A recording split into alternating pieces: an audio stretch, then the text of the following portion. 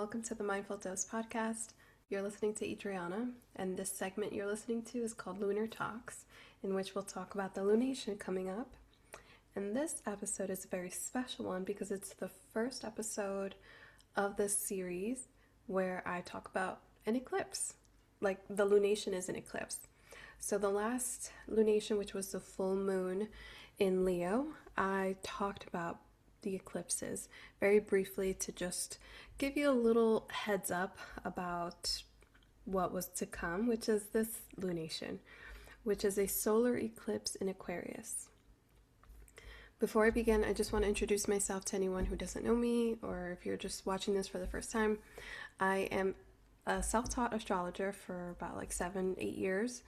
I'm currently undergoing a certification program, and I hope to complete that before the end of the year. So I created these segments to just warm up my muscles in talking about astrology and the transits, and I felt like talking about the lunations would be the easiest way for me to connect with you. I've learned that my audience is fairly new to astrology, or just knows a little bit here and there. So I felt like this was a happy medium to connect with you guys. As the show grows, I anticipate that these segments will also grow. So I am just having a casual conversation with you guys about the lunation as if you guys were my best friend. Alright, so I haven't looked at the chart yet for the lunation. That's kind of how I do these things. This lunation is happening on Tuesday, February 17th. It's a new moon, and when the moon is within 18 degrees of the nodal point, then it becomes a solar eclipse. If it's a full moon and it's within 12 degrees of the moon, of the nodal point, then it's a lunar eclipse. So that's how we know when eclipses are happening, is we look at the map, the chart of the sky, and we look at how close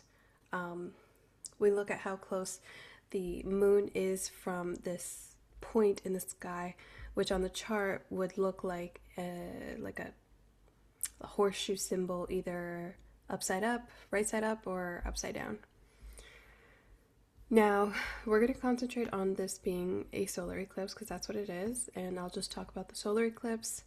The lunation happening after this one will be a lunar eclipse, I believe, which that one will happen in March. Yeah, the next one is a lunar eclipse. And this solar eclipse is happening. It's the first eclipse of the Aquarius and Leo axis. Typically, eclipses are a pair of signs that are opposites. In the last couple of years, since 2024, they were happening in Pisces and Virgo.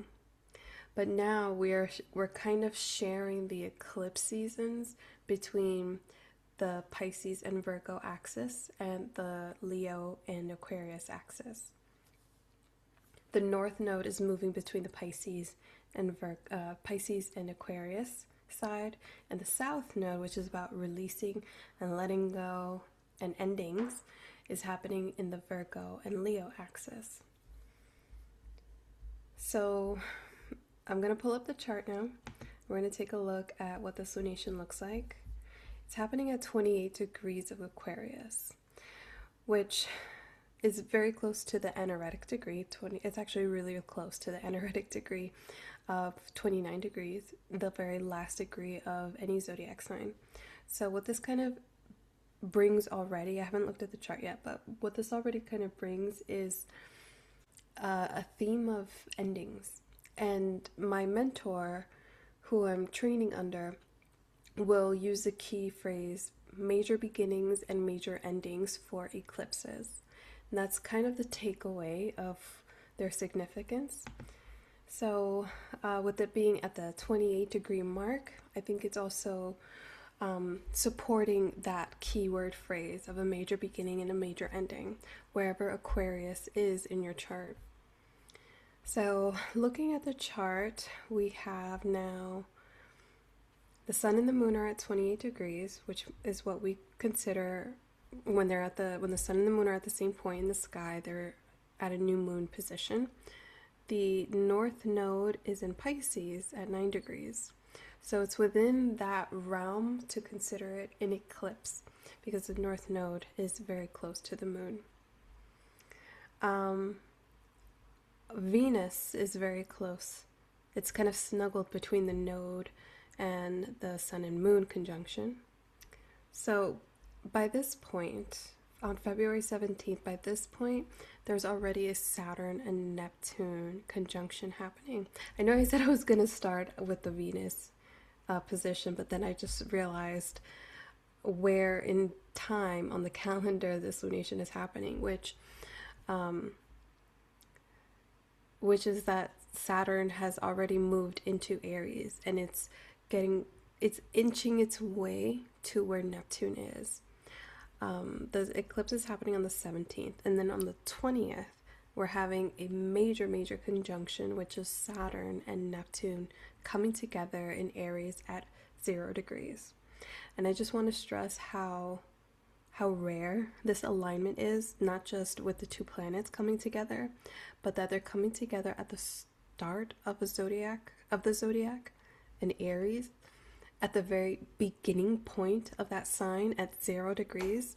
I think it's pretty significant to the times that we're living in, and that is a little out of my league to talk about, but I do want to bring that information forward here because that is something that many astrologers have been talking about, have been looking at since way before February even started, like since before 2026, since before 2025. Like, people have looked at this conjunction in time, with a lot of time in advance, because when these outer planets make a conjunction, it really brings a big event or events to countries, to societies, to maybe even with people who are holding that zodiac sign in a personal placement. So if you're an Aries rising sun or moon, or a Leo rising sun or moon, you could be feeling this Saturn, Neptune, and Aries conjunction the most. But worldwide, it's pretty significant. So I just want to leave that information here, that this conjunction is happening within days of the first eclipse of 2026. And eclipses, in my experience of living through them, we have all lived through them, but consciously witnessing how life kind of moves and works during the eclipse seasons, you're essentially you're no longer the driver. You are, in that you make your own choices and all that, but the way that energy manifests during this time, you are no longer holding the reins to that. The universe is, and things are, again, ending and beginning that are quite major, that they're significant enough to look back on in time and mark that time with that experience and that theme. So it's interesting to me that we are kind of overlapping two different axes, or axi, two different oppositions, Pisces, Virgo, Aquarius, Leo. So this major beginning and major ending is kind of overlapping between two houses in our charts. Pisces is one house, Aquarius is another, and those are the houses that I believe are going through the major beginnings.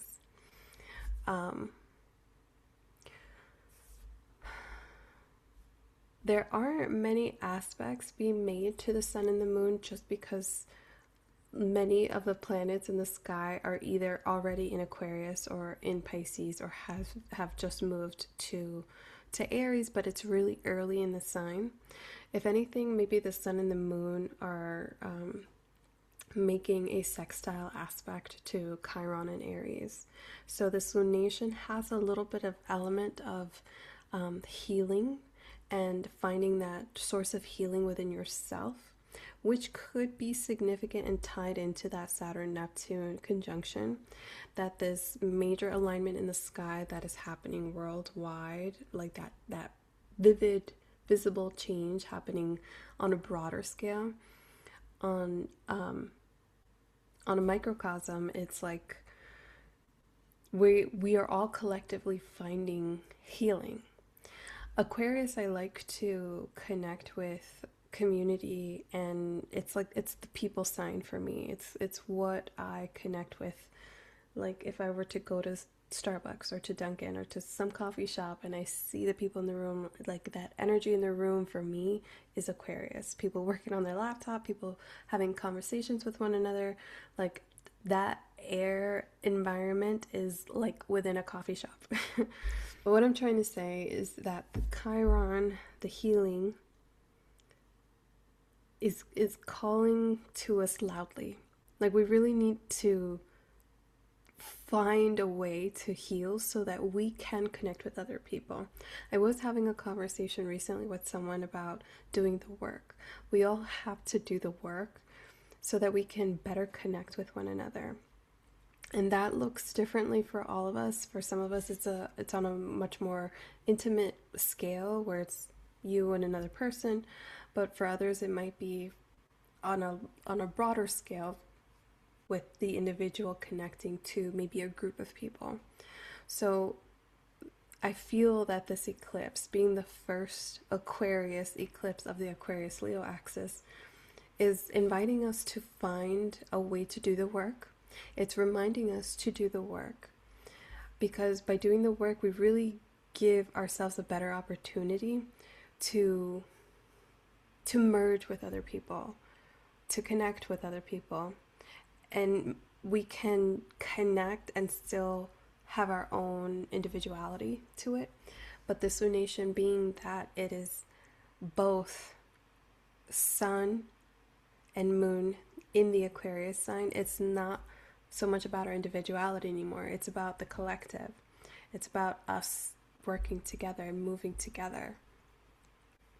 With Venus exalted in Pisces here, it's about 9 or 10 degrees away from the sun and moon, which I would say it's still fairly close, just because eclipses are so intense, though that magnification really reaches further out.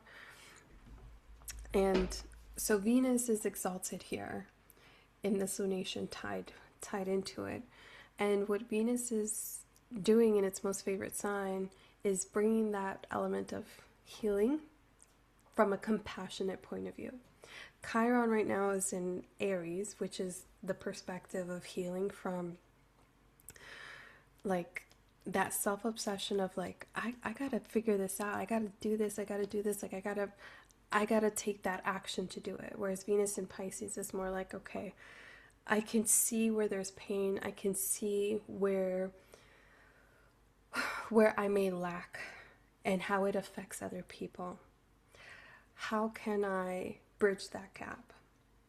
So Venus is there to kind of like soften the edges, and to kind of bring a little more flexibility to oneself.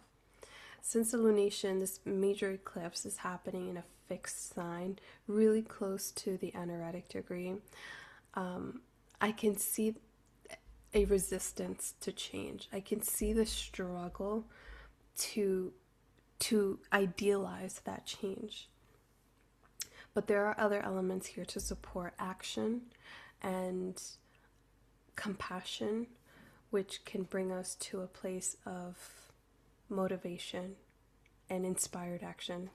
So that's kind of what I was getting from that conjunction with Venus and the sextile to Chiron. I wanted to give you guys some more information about the eclipses because they are so major, and you can look back in time and kind of see those major life changes for the year. So I was going through like a list of dates for eclipses, especially in the Pisces, Virgo, and Aquarius. And it's not the first time that the eclipses for a calendar year have overlapped between two sets of oppositions. So in 1998, the solar eclipse in Aquarius was at the same degree that we are going to experience it on the 17th, February 17th, 2026.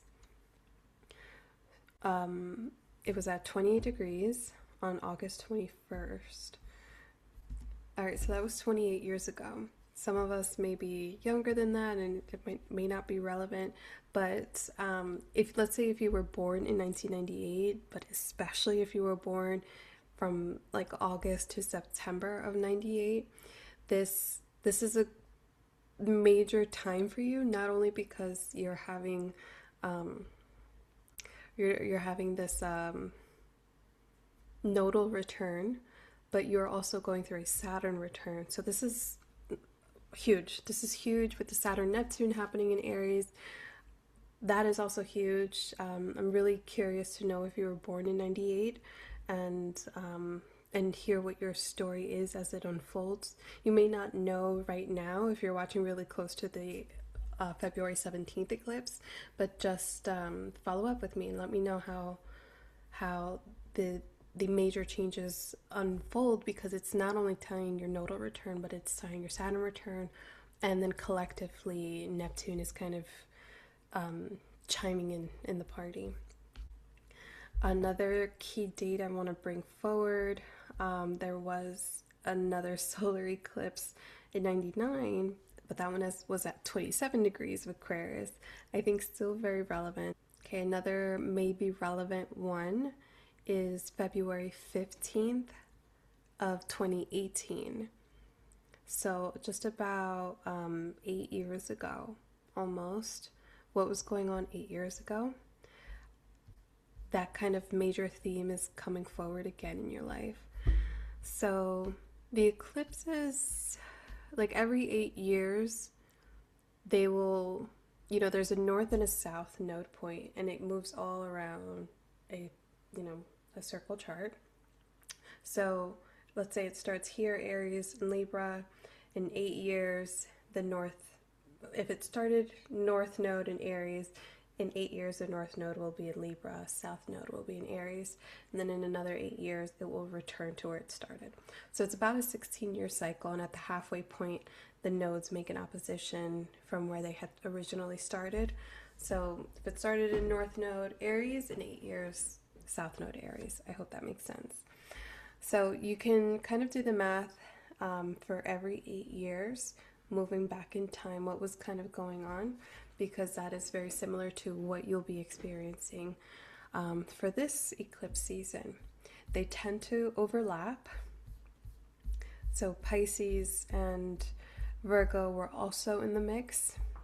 We are kind of wrapping up the Pisces and Virgo eclipse season, but not officially until February next year.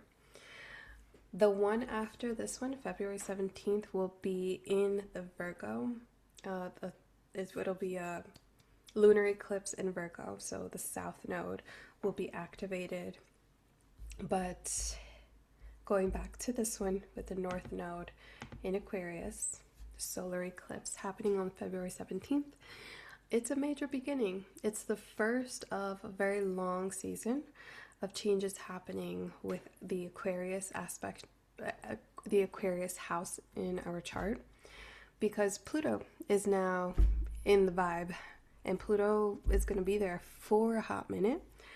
Pluto's not going anywhere for a couple of years in the sign of Aquarius, and it's fairly new. It's at 4 degrees Aquarius. And so eventually the node will catch up to Pluto. But I don't see that Pluto significance to our eclipse in Aquarius really impacting us until a couple of eclipses in this Aquarius Leo cycle. Something to look forward to. We are really being called for change. Like it's unavoidable, and I think that we all we should be able to see how it's kind of unfolding for us with the technology really advancing in a way that connects us in a way that like kind of felt unreal for me personally. Like a artificial intelligence just felt like a long time away, but it's here and it's here to stay. And I think that we're going to really navigate deep waters in how we are going to manage that, and finding the kind of control and limitations with how we use that and incorporate that into our communication lifestyle, and how we incorporate it into that coffee shop imagery I gave you guys earlier. But we won't worry about that just yet. Right now, the eclipses are happening in the really late degrees of Aquarius. So this is more about like just tapping into the collective, tapping into our communities and our connections to the world. And I mean like your world. Start small. Who's in your world? What would you consider the people in your world? But if you hold a larger platform or a larger role, you can see that your perspective is a little bit larger than that. So Aquarius really encompasses the depths of your reach to humanity. I'm really going to lean into the Venus and Pisces placement. Mercury is not yet retrograde, so it's still moving forward, and we're not feeling this Mercury retrograde pull that we will be feeling later on when it does retrograde. So I kind of feel like Pisces is kind of holding this eclipse, like holding it within waters of, I wouldn't say stillness, but within waters of support. Kind of just like, here, new moon, float within the water, float within the realm of love, float within the realm of inspired connection. All the while, Saturn and Neptune are up to business. They're going to start working really hard at looking for lines, blurring the lines, drawing the lines, erasing the lines, like really trying to figure out what works and what doesn't work. And it's going to feel like that's push and pull for a while, but just hang in tight. Really lean into a meditative or wellness kind of practice. Venus and Mercury in Pisces are kind of supporting that mental health aspect here. So really lean into whatever that looks like for you, because the energy is kind of intense. I can't lie to you guys. I can't lie to you guys. Looking further into the chart, Mercury is making a trine aspect to Jupiter. So I would invite you to journal deeply, journal every emotional insight. If you find yourself being an intuitive and spiritual, journal every download, like really dump all of those kinds of thoughts, because I think that this could be useful during your eclipse, during the eclipse seasons. You might really gain some powerful, insightful, magical downloads with that trine aspect just happening like in the middle of all of this dense energy. Okay guys, I hope that this brings you a little peace of mind. Follow the YouTube page, follow me on Apple or Spotify podcasts. I'll upload meditations throughout the month to help keep you grounded in your mind, grounded in your body. There are different types of meditations, but I also talk about different things on the podcast to support your peace of mind, because we are people, we are multifaceted individuals, and we really we go through so much more than what these lunations tap into. So I'm here to support you. Let me know what you think of the episode in the comments. If you do enjoy the meditations, please leave a review there so that other people know what they're going to experience through the Mindful Dose podcast. Thank you guys so much. I'll see you guys next time.